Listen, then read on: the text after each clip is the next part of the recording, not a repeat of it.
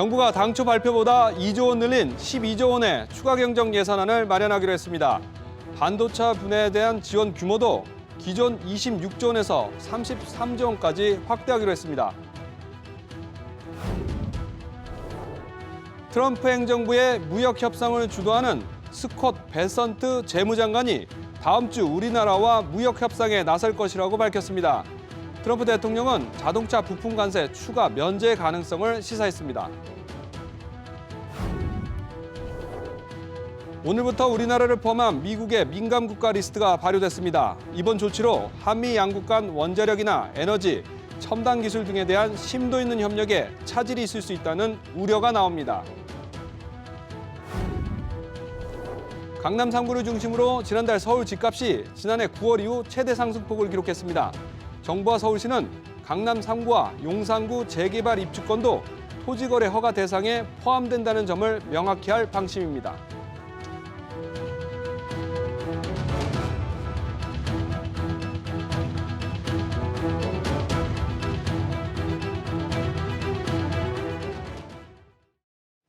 시청자 여러분 안녕하십니까? 4월 15일 화요일 뉴스 시작하겠습니다. 대표적 내수업종인 숙박과 음식업이 2년 가까이 체장 부진을 보이고 있습니다. 이에 정부가 자영업 지원 등을 위해 당초보다 2조 원 늘린 추가 경정 예산안을 꺼내들었습니다. 사상 최악의 내수 침체로 자영업자들은 이미 무더기 폐업으로 내몰리고 있습니다. 먼저 그 실태를 서주영 기자가 전해드립니다. 음식 조리에 손님 응대, 배달까지 혼자 도맡아 하지만 한 달에 손에 쥐는 건 150만 원이 전부입니다. 2만 원짜리를 팔면은 식자재료비 나가고 로얄티가 나가고 뭐 이것저것 다 빼면은 한 1,000원에서 2,000원 정도 났습니다. 고정비다 보니까 장사가 안 되더라도 저희가 그거를 지불을 해야 되기 때문에 저도 사장이지만 배달을 나가서 그거를 이제 배달비를 따로 벌어서 더 이상 버틸 힘이 없어 결국 가게 문을 닫는 사장님도 늘고 있습니다. 접으려고 생각하고 있어요. 좀 돈이 남아야 할 건데 권리금 싸게 내놔도 안 나가고 이 상태로 계속 가면 대부분 못 내줄 수밖에 없어요. 자영업의 대표 업종이라고 할 수 있는 숙박과 음식점이 통계 작성 이후 최장기인 22개월 침체에 빠졌습니다. 보통 가장 많은 자금이 들어가는 시기인 1분기 자영업 대출은 1,000억 원 증가에 그쳐서 2005년 이후 최저치입니다. 이미 대출을 받은 자영업자 가운데 3개월 이상 연체한 사업자도 1년 사이 35% 급증했습니다. 소기업 소상공인 폐업 공제금 계속해서 이제 기록적인 공제금 지급 수치를 지금 보여주고 있습니다. 지자체 단위 사업으로 지역의 소상공인 활성화를 위한 특화 사업들을 좀 고민할 시점이 아닌가 생각하고 있습니다. 대출빚과 폐업에 내몰린 자영업자들의 재기를 위해서는 재취업 교육과 일자리 지원 강화 등의 대책도 필요하다는 지적입니다. SBS 비즈 서주연입니다. 네, 이렇게 내수 침체 속 미국의 통상 압력까지 거세지자 정부가 추가 경정 예산안을 12조 원으로 당초보다 2조 원 늘리기로 했습니다. 재원의 3분의 2를 통상과 AI 그리고 소상공인에 쓰겠다는 구상입니다. 오늘 국회 대정부 질문에서도 이와 관련해 공방이 오갔는데요. 취재기자 연결합니다. 정보영 기자, 이번 12조 원 추경안 어디에 얼마나 쓰이는 겁니까? 네, 가장 많은 재원이 배정된 건 통상 AI 경쟁력 강화와 민생 지원인데요. 특히 AI 분야에는 1조 8천억 원을 추가로 투입하기로 했습니다. 이 밖에 수출 기업을 위한 정책 자금 25조 원을 신규로 공급하고 AI 반도체 관련 R&D 등에도 재정 지원을 2조 원 이상 확대합니다. 민생 지원책으로는 소상공인 대상 연 50만 원 수준의 부담 경감 크레딧을 신설합니다. 과도한 현금 살포라는 논란은 피하면서도 실질적인 지원 효과를 노린 조치입니다.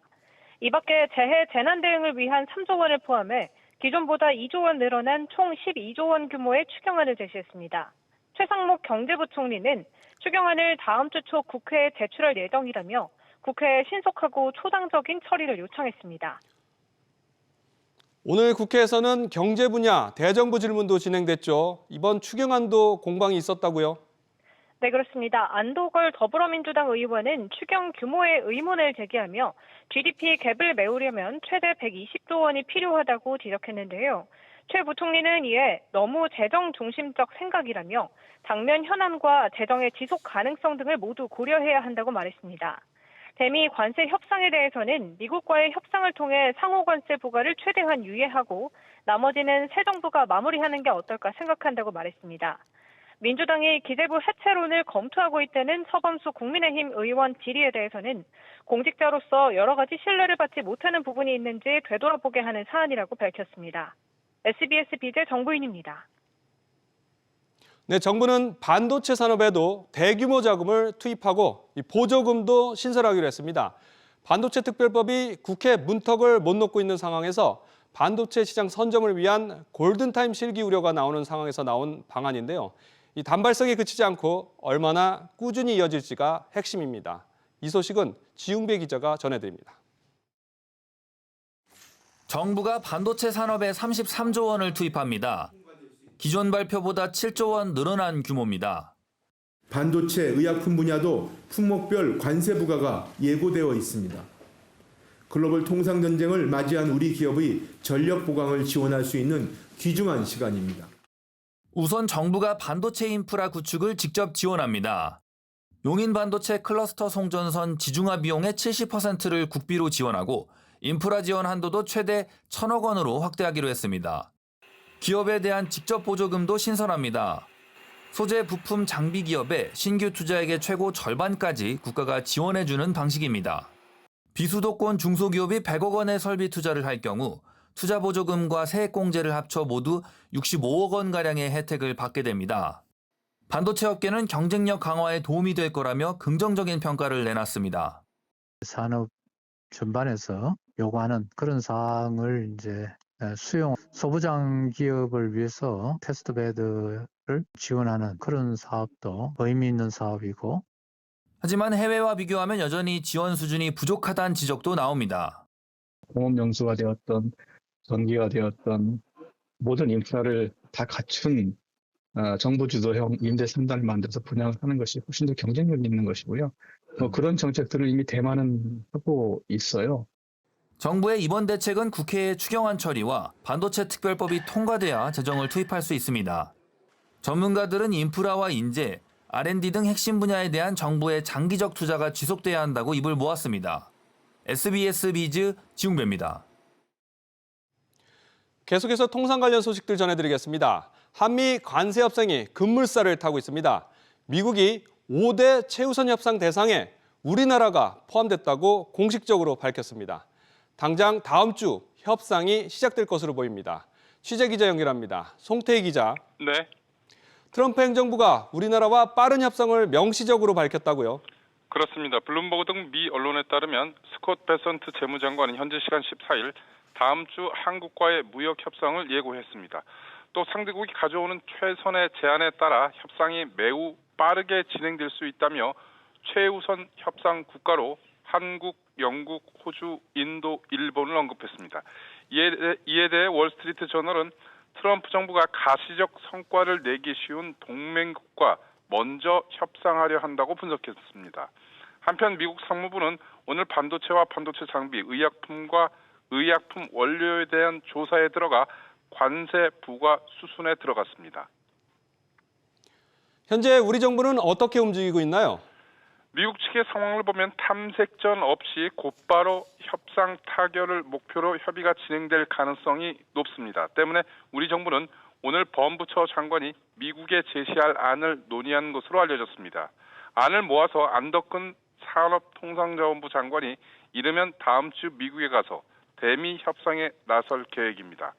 원유, 농산물 등 미국 수입을 늘려서 미국 측 요구에 가시적으로 대응하고 조선과 화상회의가 예정된 알래스카 LNG 개발 등 우리가 갖고 있는 카드를 협상에 최대한 활용할 것으로 알려졌습니다. SBS 비즈 송태입니다. 네, 이런 가운데 도널드 트럼프 미국 대통령이 전자제품에 이어서 이번에는 자동차 부품 관세 완화를 시사했습니다. 표면적으로는 기대감을 갖게 하는 호재지만 유연성이란 이름으로 하루가 멀다 하고 바뀌는 이 트럼프 대통령의 변심에 커지는 대외 환경 불확실성은 우리 기업들에겐 오히려 악재에 가깝습니다. 김동필 기자가 보도합니다. 트럼프 대통령이 다음 달 3일로 예정된 자동차 부품 관세 일시 면제를 시사했습니다. Looking at something to help some of the car companies where they're switching to parts that were made in Canada, Mexico, and other places, and they need a little bit of time. 트럼프 행정부의 관세 정책은 유연성을 내세우며 하루가 멀다 바뀌고 있지만 직접 영향을 받는 기업들에겐 악재보다 안 좋은 불확실성입니다. 지난 2일 상호 관세를 부과했다가 중국 제외 90일 유예를 깜짝 발표했고 반도체 등은 상호 관세에서 빠진다고 했다가 이번 주 품목 관세로 발표할 것이라 공표했습니다. 정부의 역할이 어느 때보다 중요해졌지만 상황이 녹록지 않습니다. 한덕수 권한대행을 필두로 정부는 연일 회의를 소집하고 안덕근 산업부 장관도 재차 방미해 협상에 나설 예정이지만 아직 1월 달 성과를 거두진 못하고 있습니다. 관세 조치가 계속 지금 바뀌고 있습니다. 업종별로 저희가 계속 긴밀하게 협의해 나가면서 상황 파악을 하고 있고 각 분야별로 업종별로 산업별로 저희가 지금 필요한 대책들을 마련하고 있습니다. 사실상 2달짜리 시한부라 차기 정부와의 일관성에 의문부호가 붙어 있습니다. 너무 한 이슈에만 초점을 맞을 게 아니라 또 우리나라도 대통령이 다시 당선되고 나면 대통령실 차원에서의 그런 종합적인 체계적 대응 체계를 마련하는 게 반드시 필요할 것 같아요. 어제 한국무역협회 등 7개 단체 부회장단은 워싱턴 DC로 출국했고 다음 달은 회장단과 기업들이 사절단을 꾸립니다. SBS 비즈 김동필입니다. 앞서 지난 3일부터 미국은 수입 자동차에 대한 25% 관세를 부과하기 시작했습니다. 그런데 관세 부과가 시작하기도 전인 지난달에 이미 대미 자동차 수출이 10% 넘게 감소한 것으로 나타났습니다. 자세히 알아보겠습니다. 유정현 기자, 북미 자동차 수출액 100억 달러 선이 깨졌다고요?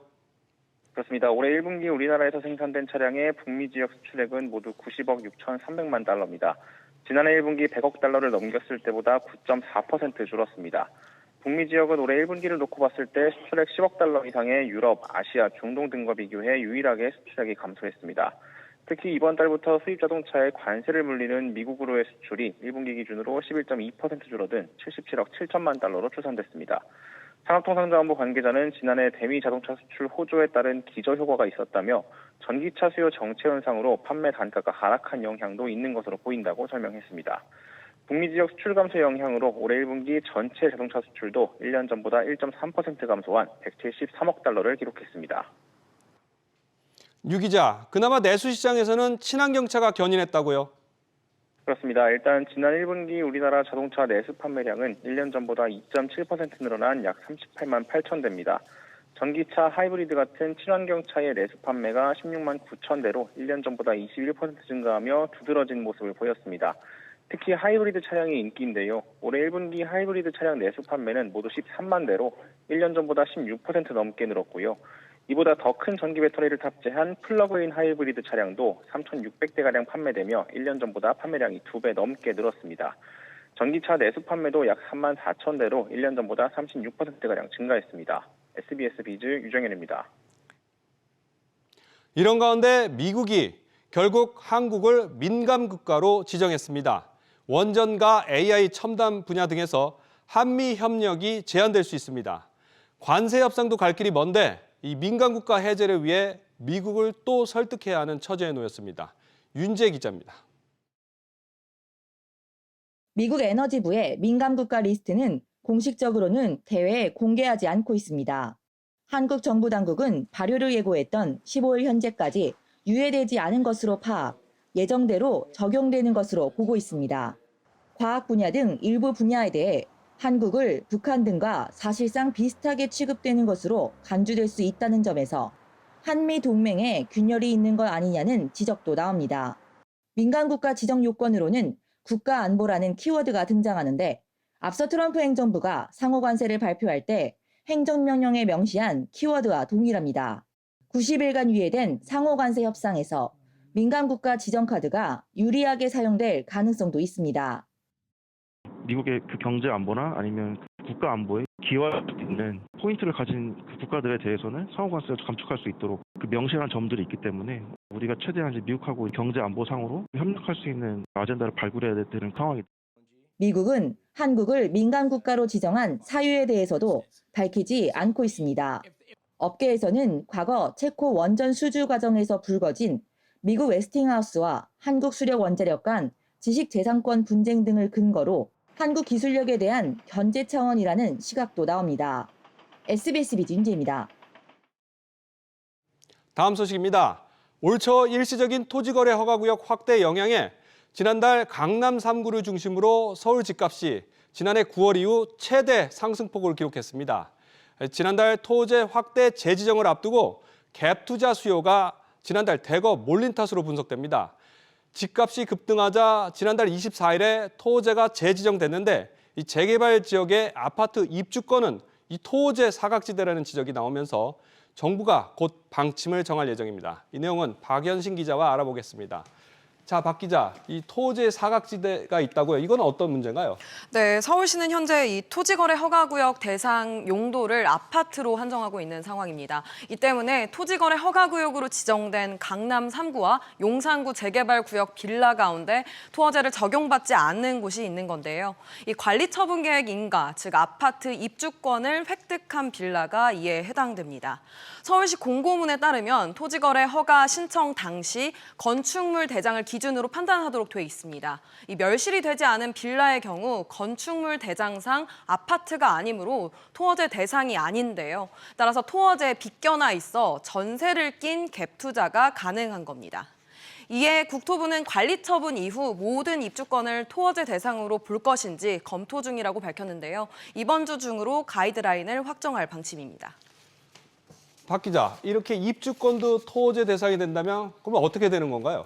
네, 이 관리처분 계획 인가를 받은 재개발 주택을 거래할 때 이 갭 투자는 불가하고 세대원 전원이 무주택이어야만 주택 구매가 가능해집니다. 또 실거주 의무 요건을 채워야 하는데요.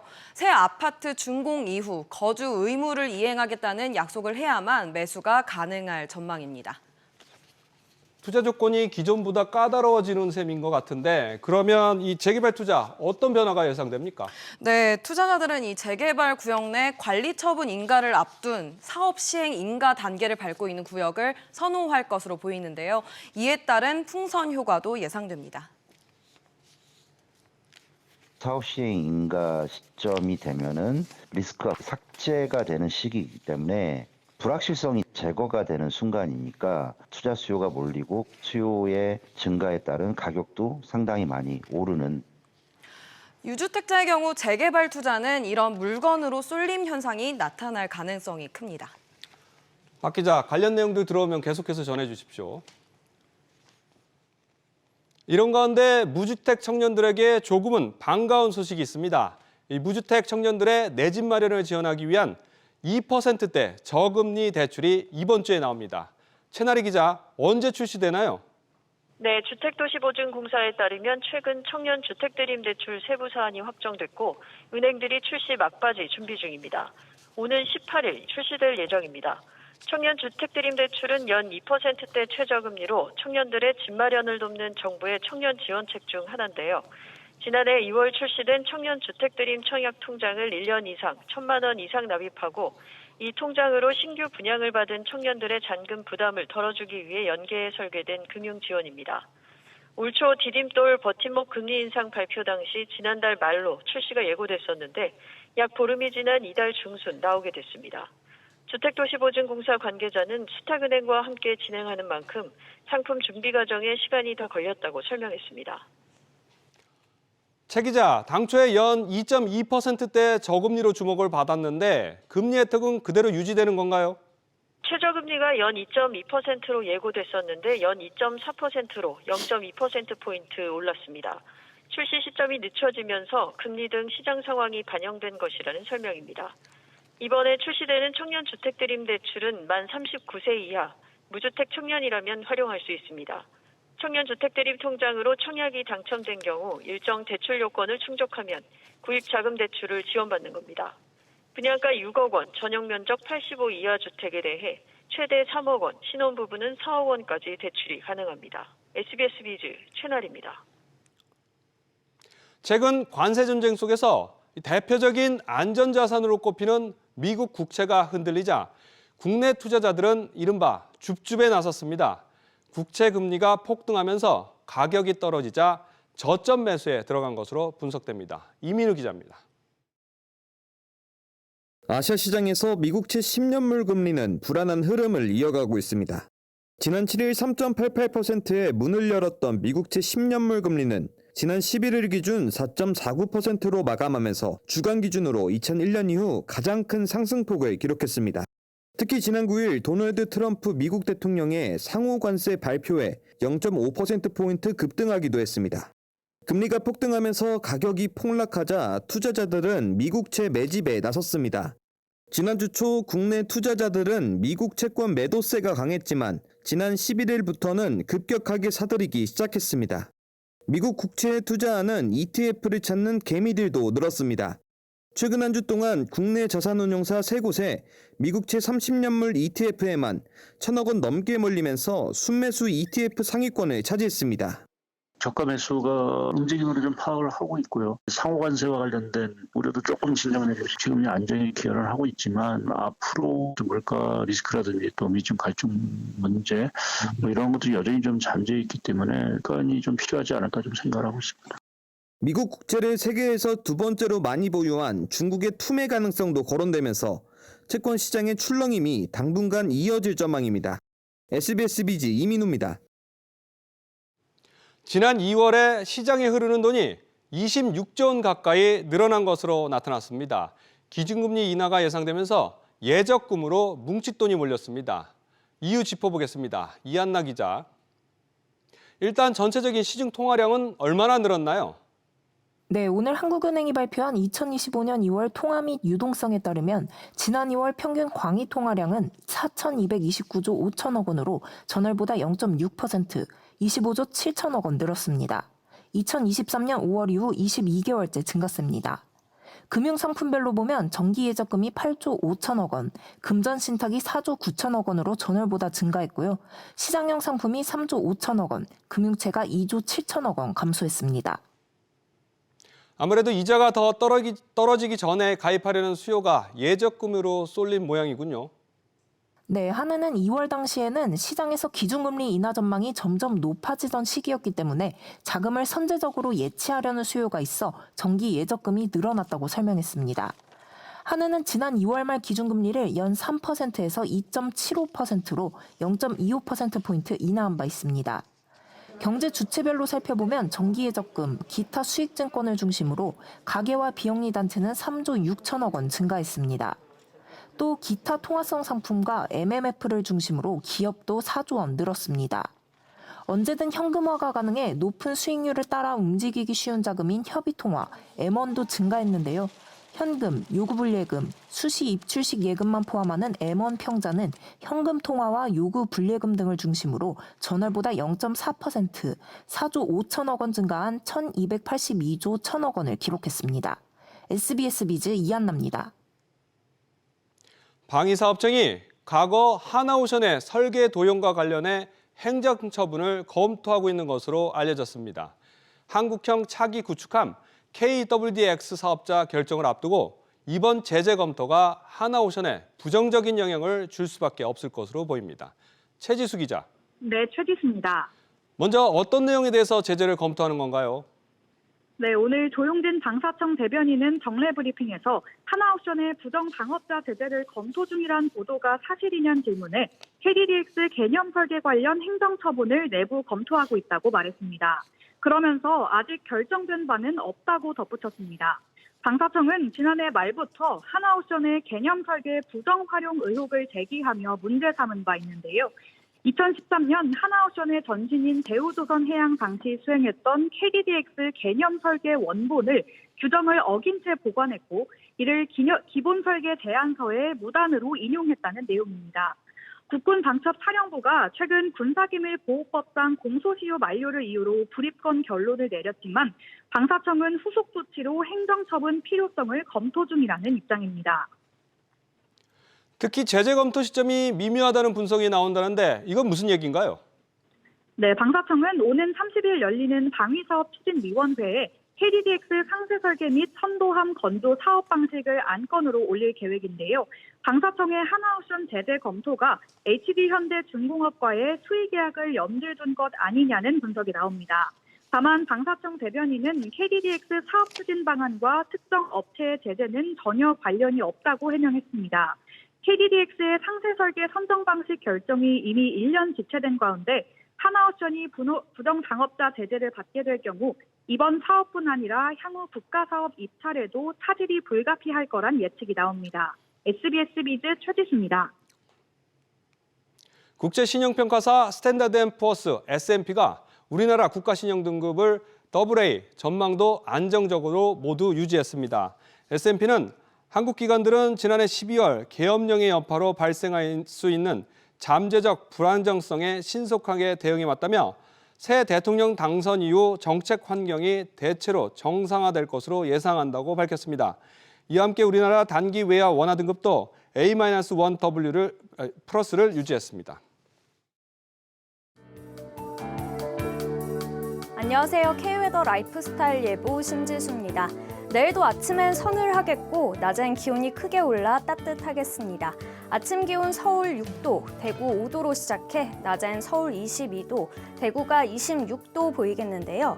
아침과 낮의 일교차가 서울 16도, 대구는 무려 21도까지 벌어지는 만큼 건강관리 잘해주셔야겠습니다. 내일 오전까지 전국 곳곳으로 안개가 짙게 끼는 곳이 있겠습니다. 특히 서해상과 섬 지역을 중심으로 가시거리가 200m 미만으로 좁혀지겠습니다. 전국 하늘은 대체로 맑다가 오후부턴 점차 구름 많아지겠습니다. 다음은 자세한 지역별 날씨입니다. 중부지방 수원과 대전의 아침 기온 4도, 낮 기온은 22도 예상됩니다. 동해안 지방 속초 아침 기온 7도, 낮 기온은 20도 보이겠습니다. 남부지방 광주 아침 기온 7도, 부산 10도로 출발해 낮 기온은 광주 24도, 부산 19도 예상됩니다. 전해상해 물결 최고 2.5m로 약간 높게 일겠습니다. 목요일 중부지방을 시작으로 일요일까지 전국 대부분 지역이 비가 자주 오겠습니다. 날씨였습니다.